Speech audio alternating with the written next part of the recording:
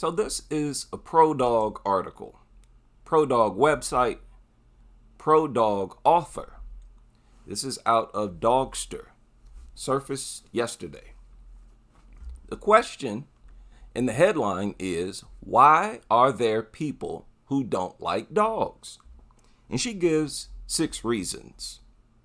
And I can respect this, because ultimately she's trying to get dog lovers to be more realistic. I look at this as her attempt as trying to help dog lovers to not be so annoying, right? To not make dog lovers look like such an unappealing group to be a part of. Because when you go around with this slogan that if you don't like dogs, you're a bad person, that shows your ignorance, because dogs give everybody, both humans and natural animals, perfect reason to dislike them, to hate them. And dog lovers need to realize y'all put up with a lot of things that you don't have to, because it's all being caused by the dog. Number 1, a lack of experience with dogs. Now, maybe this applies to other people, not me. But listen, she says some people decide they don't like dogs because they don't have experience with them, didn't grow up around them. So they don't know how to interact with them. Again, that's not, who are you talking about? Most people in this country, they've been around dogs. It's hard to not experience dogs, but maybe there's some people out there like that. She said they've never spent a day playing with the dog at a park or snuggling up on the couch to watch movies. They may simply not know what canines are all about. So they see these so-called animals as unpredictable. No, ma'am. We've grown up knowing that they are unpredictable by their actions. It's not some wild idea that we've thought up in our head with no evidence. We look at their behavior. They are unpredictable, if not completely foreign, she writes. She continues, since they haven't been exposed to dogs in their life, they don't know much about them. As we all know, it's easy to dislike or even be afraid of the unknown. Now, I'm going to completely disagree with number 1, but no big deal. Number 2, the general smell of dogs. Now, I can co-sign with this. She points out how even after you give the dog a bath, it still stinks. She acknowledges that dogs have a dog smell, a permanent smell that you cannot wash out. And she is saying it's understandable for people to not want to be around that. In her exact words, she says, right here, someone has an interaction with a dog that stinks. They may assign that bad experience to all dogs in the future and assume that no matter what dogs they get near, it will lead to an assault on their oath. No, ma'am. We've grown up smelling dogs. We didn't smell one dog and assume other dogs smell like that. We've been around multiple dogs and we notice, they all have this unique smell about them. It's not something that's being made up in our minds. Okay? Our olfactory senses work just fine. And this is not the first dog that we've smelled. They all stink. Number 3, a belief that a dog's place is in the... Now, this is a good one. She says some people might not like dogs because they believe that these mutants shouldn't be elevated in the household as part of the family. Now, this is very important, and they shouldn't. Listen to that sentence that you wrote yourself. When you let a dog live in the house and treat it as if it's just another family member, you're elevating the dog to a status it doesn't belong, and you're reducing the status of your family because they are now all at risk. It just so happens most dog attacks take place inside the home. you're creating the most dangerous household that there is. So it makes sense. And it also does a whole lot of other things that I've covered. You know, we all know that the parents, the adults in the house, are going to be obsessive over the dog and going to be neglectful towards their own family. She continues. They dislike the idea of dogs laying on furniture, jumping on laps, and sniffing hands. I like this one. Sniffing. She recognizes these things are only obsessed with food. Whenever they come and they're sniffing on you, they always go right for your hands. And if there's nothing in your hands, they start sniffing around in your pocket. They behave as if it's your job to give them food. You're supposed to. They have no care for you at all. I've had times where dogs I've never seen, as soon as I walk in the house, they walk up to me, start smelling in my hands. Are you supposed to give me food? That's another reason to dislike them. They just look at you as a food dispenser, nothing more. She continues. They believe dogs belong outside, not in the house, mingling with humans.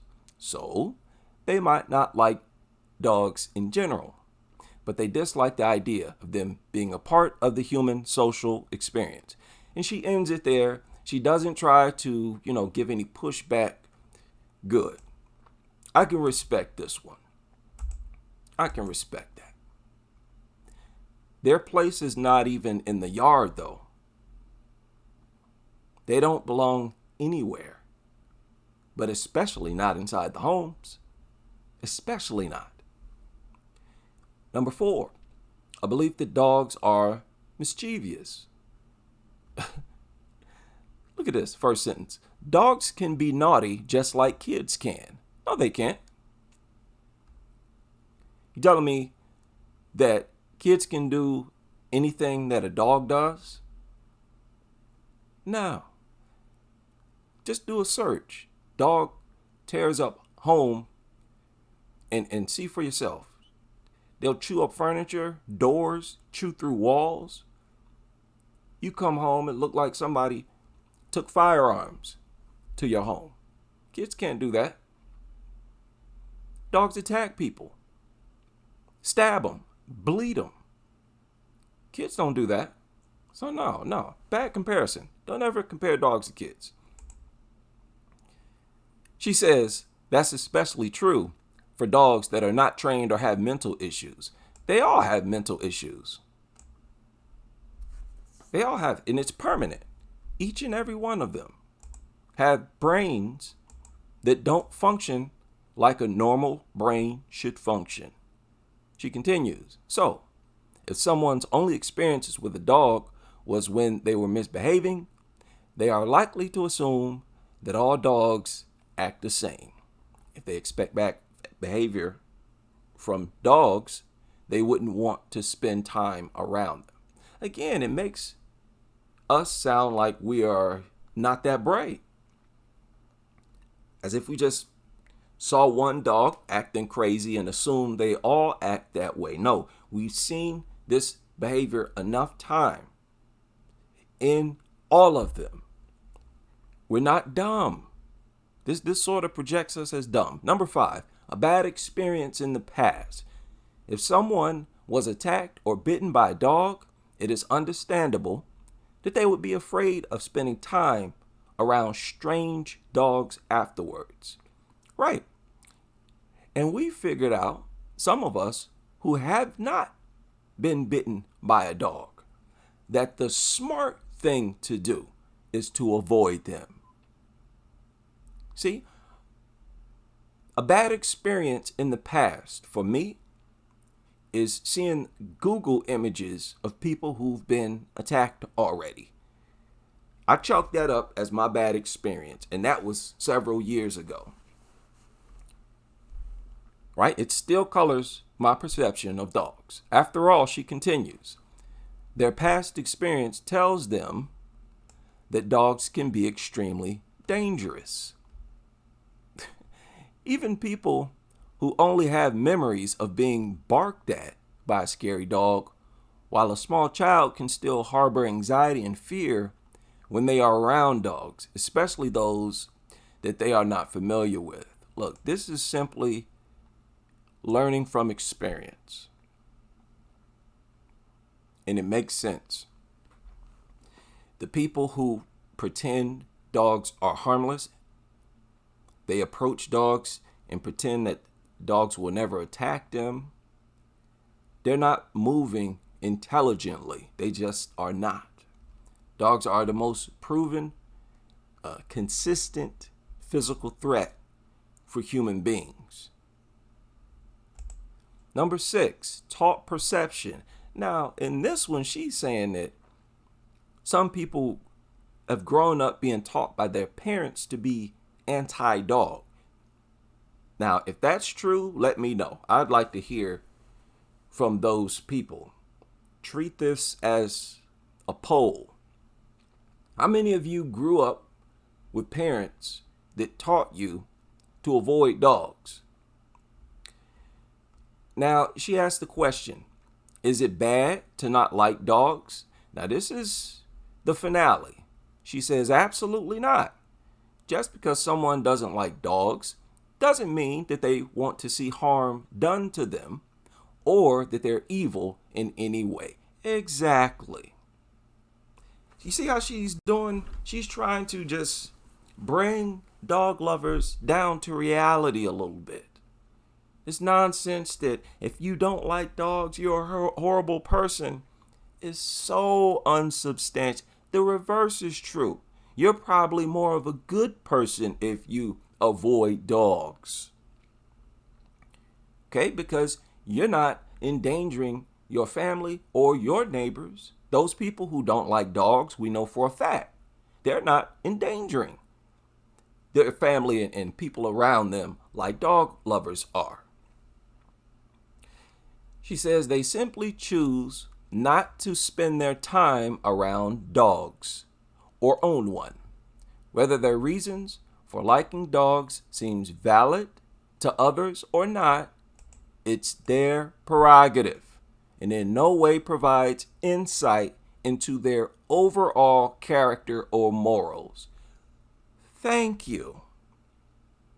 It feels like they're starting to catch up. We speak sense over here, common sense. You don't need elevated thinking. Dogs are very annoying, very intrusive, invasive. They're in the news nonstop.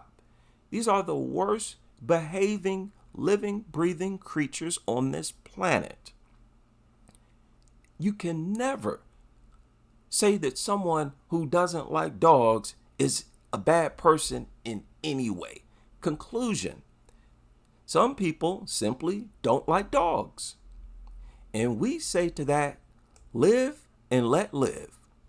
Just because someone doesn't like dogs, that doesn't mean they're mean or vindictive. Just means that they choose not to have dogs in their lives. For those of us who do love and have dogs, we can play a role in helping people learn to like these animals by making sure ours are well behaved in public and don't invade others' personal space. The thing is, ma'am, y'all can't do that. You can't do that. The dog wants to attack somebody, it's going to snatch that leash right out of your hand or drag you over to that victim. And once the attack starts, you're not going to be able to stop it. The bigger the dog is, the more ferocious it is, the less your ability to stop them will be. I don't think there's many women who would successfully get a big, powerful dog off of a victim. And if they did, it would take them a while. That victim might be gone. But what I've seen is most of them don't even try to touch the dog at all. call its name. May hit it with a fly swatter. But it's always ineffective. It seems like all attacks involve people who can't stop it. So no. Also, you cannot always have control over your dog. You let him out in the yard, it might dig under the fence, jump over it, squeeze through a hole or a crack. Dogs manipulate restraints and barriers, no matter if it's your home or a leash. These are simply creatures that don't belong in society.